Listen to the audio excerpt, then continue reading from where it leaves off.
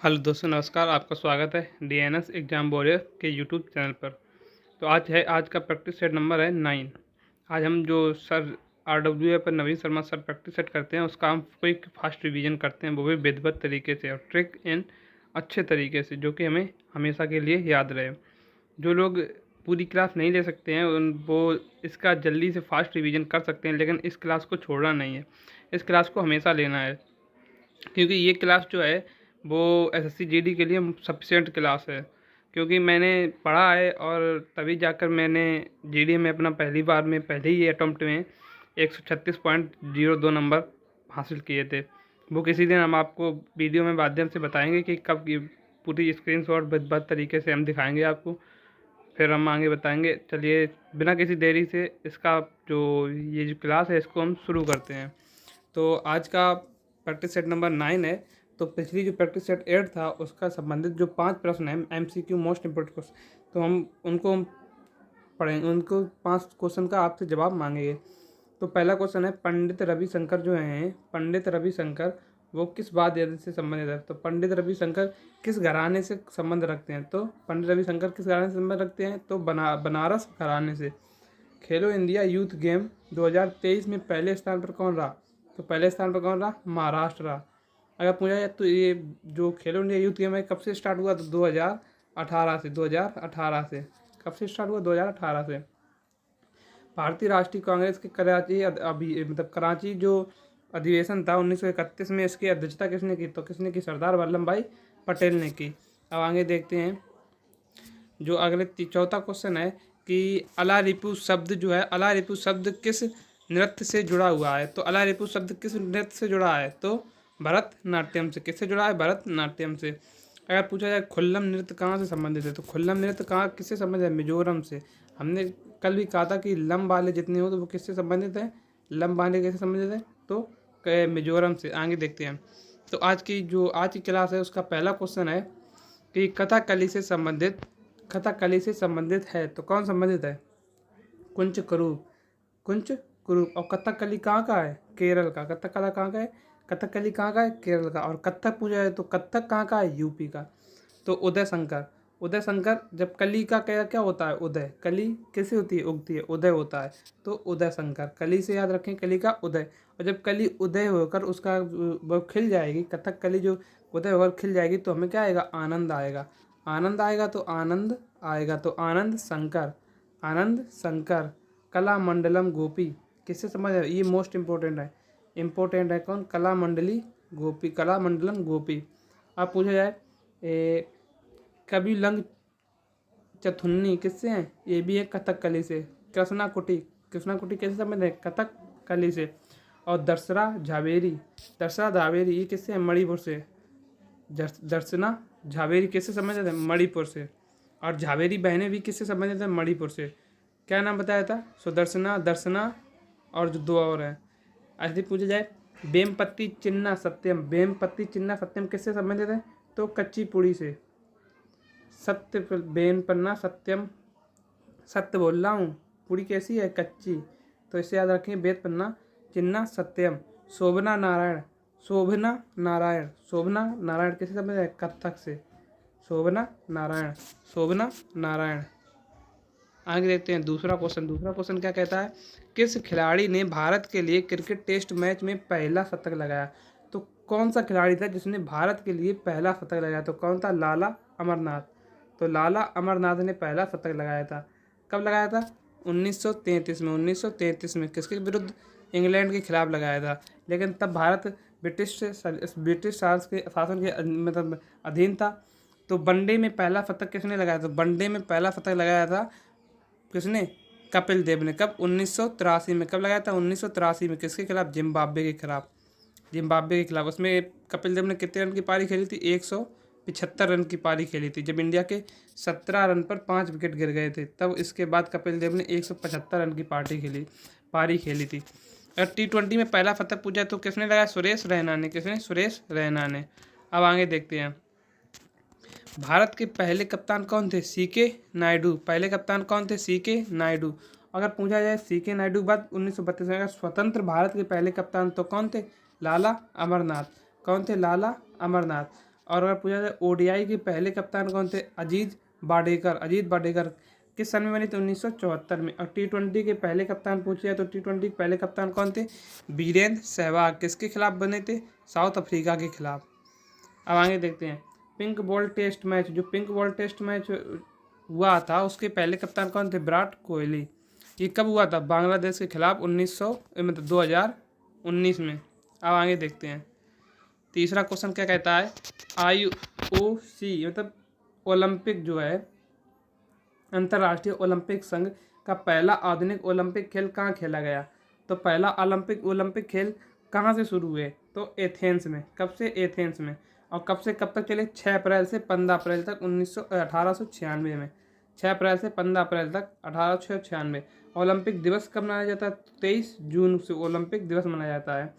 सबसे बार ओलंपिक मतलब सबसे अधिक बार ओलंपिक किस देश में हुए, तो USA में। कितनी बार, 9 बार हुए, 9 बार। उसके बाद फ्रांस।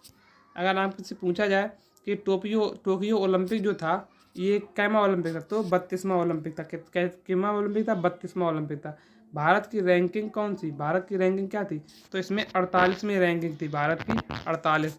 और पैरा ओलंपिक में पूछे तो 24 रैंकिंग थी, कितनी, 24। और पैरा ओलंपिक में कितने पदक जीते थे, 19 पदक जीते थे। गोल्ड कितने जीते थे, 5। टोक्यो ओलंपिक में 1 गोल्ड 2 सिल्वर और 4 ब्रॉन्ज, 1 2 का 4। आगे देखते हैं 33वें ओलंपिक कहाँ होंगे, पेरिस फ्रांस में। और 34वें ओलंपिक लॉस एंजल्स USA। और 35वां ऑस्ट्रेलिया के ब्रिस्बेन में। आगे देखते हैं चौथा क्वेश्चन क्या कहता है कि hero Indian super league ISL का उद्घाटन मैच विजेता था, जो कि फुटबॉल क्लब है कहाँ का, जो मतलब इंडियन सुपर लीग की जो पहला विजेता था फुटबॉल क्लब का, वो कहाँ का था, तो कहाँ का था, कोलकाता का था। और इंडियन सुपर लीग की स्थापना कब हुई, 2013 में। और पहली बार खेला कब गया, तो 2014 में खेला गया। और जिसका विजेता कौन था, कोलकाता, पहला विजेता कोलकाता। और अगर पूछा जाए हाल ही में 2022 में हुआ उसका विजेता कौन था, तो हैदराबाद FC। पाँचवा क्वेश्चन कहता है कि भारत के किस राज्य में मोत्सू, हमने आपको पिछली शायद पहली क्लास में बताया था कि नाक ने खा लिया तो क्या होगा, मौत कैसे हो जाती है, नाक के खाने से। तो मोत्सू कहाँ का हुआ, नागालैंड का। अब मौत आ गई तो मौत कहाँ है, यम से सामना हो गया, यम से। हॉर्न बिल, सांप कहाँ से निकला था, बिल से निकला था, बिल से। माने उसने क्या किया, आओ लेंगे यानी इसलिए लेग पर खा लिया, यानी कि पैर पर खा लिया। सक्रे नई हॉर्नबिल के बारे में जानते हैं। हॉर्नबिल जो माना जाता है ये कितने दिन मनाया जाता है, 10 दिन तक मनाया जाता है, यानी कि 1 दिसंबर से 10 दिसंबर के बीच। और नागालैंड की स्थापना कब हुई थी, तो 1 दिसंबर को नागालैंड की स्थापना हुई थी। अगर लेकिन ये जो हॉर्नबिल है फेस्टिवल ये कब से स्टार्ट हुआ, तो सन 2000 से। कब से स्टार्ट हुआ, सन 2000 से स्टार्ट हुआ हॉर्नबिल फेस्टिवल। आगे देखते हैं आओ लेंगे जो है ये कोन्याक जनजाति के द्वारा मनाया जाता है, कोन्याक जनजाति के द्वारा। और सेक्रेनई किससे मनाया जाता है, आगामी जनजाति के द्वारा, लेकिन ये 15 दिन तक मनाया जाता है। कैजई जो है, कैजई नागालैंड का महीना उस दिन मनाया जाता है। अब आगे देखते हैं विक्ट्री सिटी उपन्यास के लेखक कौन है, तो विक्ट्री सिटी जो है उपन्यास किसका है, सलमान रुश्दी का। ये इंडो ब्रिटिश लेखक है, लेकिन इन्होंने अब क्या कर ली, अमेरिका की नागरिकता ले ली। तो ये अब क्या हो गए, इंडो ब्रिटिश अमेरिकी लेखक। अगर इनकी बुक पूछी जाए तो क्विक चोट्टे किनकी है, सलमान रुश्दी की। मिडनाइट चिल्ड्रंस के लिए इन्हें बुकर सम्मान मिला था, कब, 1981 में। और फेम किनकी है, इन्हीं की है। और आगे देखते हैं सेटनिक ब्रेस्टिस ये किसकी है, इन्हीं की, सलमान रुश्दी की। आगे देखते हैं द्रोणाचार्य खेल पुरस्कार किसे दिया जाता है, तो द्रोणाचार्य कौन थे, गुरु थे ना, तो गुरु के लिए जाता है, यानी गुरु कौन, टीम के कोच। तो द्रोणाचार्य किसके लिए था? टीम के कोच के लिए। स्टार्ट कब हुआ? 1985 में। और पुरस्कार की राशि जो लाइफ टाइम के लिए मिलती है उसे 15 लाख, और जो नियमित उसे 10 लाख। अर्जुन पुरस्कार किनको दिया जाता है? खिलाड़ियों को दिया जाता है। किनको? खिलाड़ियों को दिया जाता है। और पुरस्कार की राशि कितनी थी? 15 लाख रुपए। 15 लाख रुपए। आगे देखते हैं। मेजर ध्यानचंद पुरस्कार, यानी कि मेजर ध्यानचंद पुरस्कार एक खेल का सबसे बड़ा पुरस्कार है। कब से स्टार्ट हुआ? 1991 से 1992 से शुरू हुआ। इसकी पुरस्कार राशि कितनी है? इसकी पुरस्कार राशि 25 लाख रुपए है। लेकिन पहले किस नाम से दिया जाता? तो पहले नाम से दिया जाता राजीव गांधी खेल रत्न पुरस्कार के नाम से दिया जाता है। अगर पूछा जाए केवल मेजर ना लगाओ, केवल ध्यानचंद पुरस्कार, तो ये 2002 में शुरू हुए थे। पुरस्कार राशि कितनी है? 10 लाख रुपए। आगे देखते हैं 8वां क्वेश्चन। बंगाल का विभाजन किस वर्ष रद्द किया गया? तो बंगाल का विभाजन किस वर्ष रद्द किया गया? 1911 में। उस समय 1911 में कौन था? तो हार्डिंग। कौन था? हार्डिंग। अगर पूछा जाए कभी कि पूछा जाता है कि जब राजधानी कोलकाता से दिल्ली की गई उस समय वायसराय, अंग्रेजी वायसराय कौन था? तो कौन था? हार्डिंग। कौन था? हार्डिंग था इंग्लिश वायसराय। बंगाल विभाजन की घोषणा किसके समय हुई? कर्जन के समय बंगाल विभाजन की घोषणा हुई 20 जुलाई 1905 को। लेकिन लागू कब कर दिया गया था? 16 अक्टूबर 1905 को। 3 दिल्ली दरबार लगे। अब देखते हैं। पहला दिल्ली दरबार लिटन के समय कब लगा? 1877 में। और लिटन कब से कब तक था? 1876 से 1880। उसके बाद रिपन 1880 से 1884। आगे देखते हैं। सेकंड दिल्ली दरबार कब लगा? कर्जन के समय 1903 में। और कर्जन कब से कब तक रहा? 1899 से लेकर 1905 तक। और तीसरा दिल्ली दरबार किसके? हार्डिंग के समय 1911 में।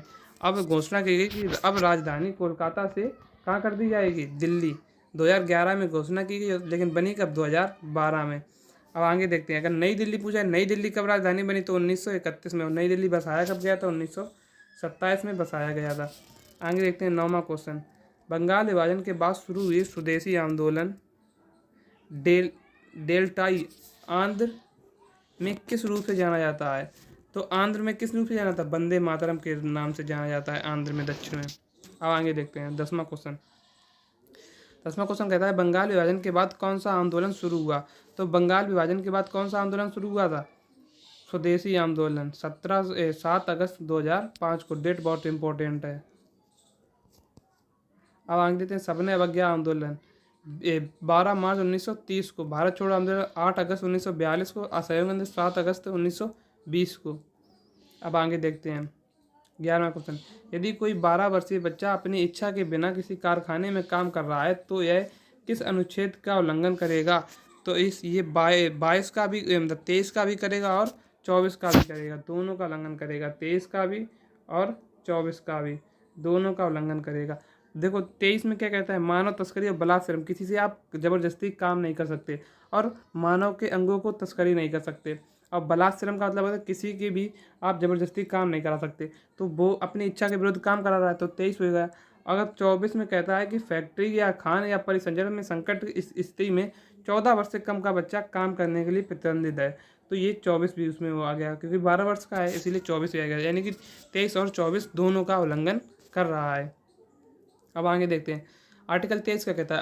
आर्टिकल 23 कहता है मानव तस्करी और बलात्श्रम। आर्टिकल 24 कहता है खान फैक्ट्री परिसंचरण मतलब परिसंकट की स्थिति में 14 वर्ष से कम बच्चा नियोजन पर प्रतिबंध। यानी कि 14 वर्ष से कम का बच्चा फैक्ट्री या खतरे वाले स्थान पर काम नहीं कर सकता। अब पूछा जाए 14 से 18 वर्ष का बच्चा खतरनाक व्यवसाय की जगह पर लगा हो तो उसके लिए बाल श्रम निषेध रोकथाम संशोधन हुआ गया था। कब? 2016 में। कब हुआ?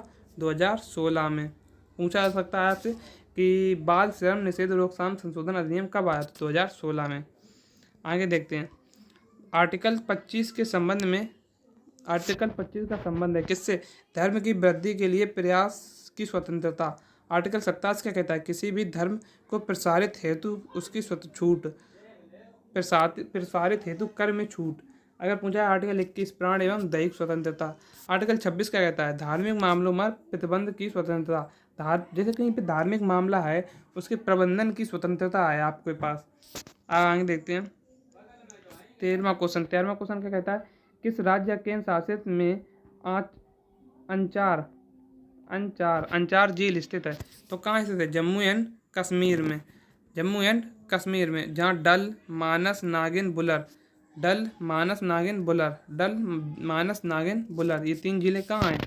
कहाँ है? राजस्थान, मतलब जम्मू एंड कश्मीर में। अब आगे देखते हैं, अगर हम कुछ राज्य देखते हैं उनकी झीलें देखते हैं। जैसे असम की, असम में कौन सी है? दीपोर बिल। असम की कहाँ है? दीपोर बिल। बिहार की क्या है?